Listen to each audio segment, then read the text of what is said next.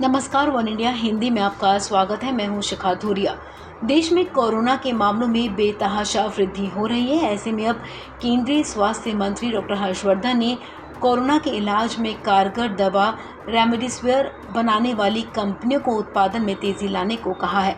इसके साथ ही दवा की कालाबाजारी से जुड़ी खबरों पर स्वास्थ्य मंत्री ने कहा कि रेमडेसिविर को ब्लैक मार्केट में बेचने वालों को सख्त से सख्त सजा दी जाएगी।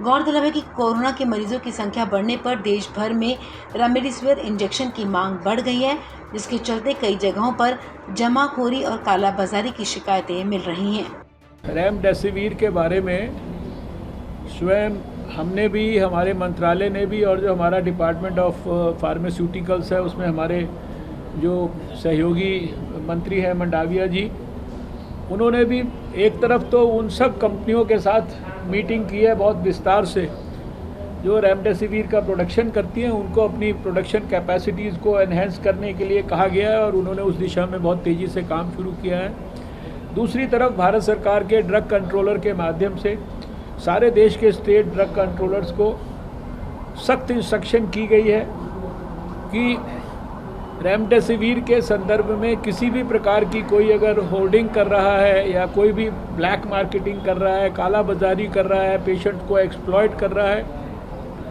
तो उसके खिलाफ जितनी भी सख्त से सख्त सज़ा है वो उसको देनी चाहिए।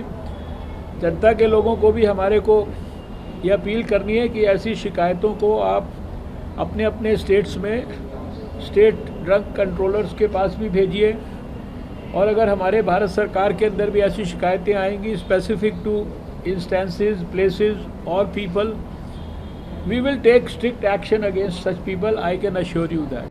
आपको बता दें, राजधानी दिल्ली में कोरोना वायरस के बढ़ते मामलों के बीच केंद्रीय स्वास्थ्य मंत्री डॉक्टर हर्षवर्धन ने शुक्रवार को एम्स के ट्रॉमा सेंटर का दौरा किया था।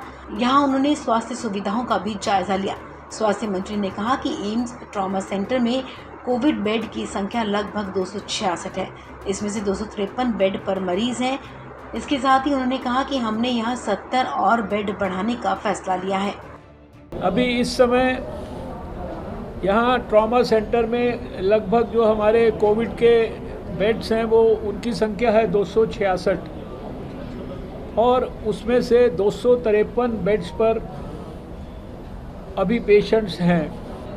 यहाँ पर फ़िलहाल 70 और बेड इंक्रीज़ करने के लिए, जिसे कहते हैं जो सुविधाएं उनको रीएप्रोप्रिएट, एक तरह से रीऑर्गेनाइज करने के लिए निर्णय लिया है। इसी प्रकार से जो हमारा नेशनल कैंसर इंस्टीट्यूट है झज्जर में, वहाँ पर भी लगभग हमारे पास 500 बेड्स हैं कोविड के लिए डेडिकेटेड, जिसमें से आज सुबह 409 बेड्स के ऊपर पेशेंट्स थे।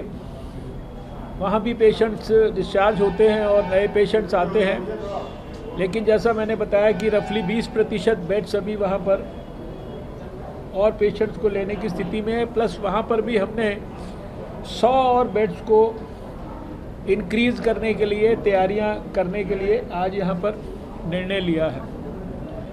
हम इस समय भी जब कोविड के मामले थोड़ा ज़्यादा तेज़ी से बढ़ रहे हैं, हम निश्चित रूप से इस सर्ज को भी और इसके कारण पैदा हुए चैलेंजेस को भी ओवरकम करने में सफल होंगे।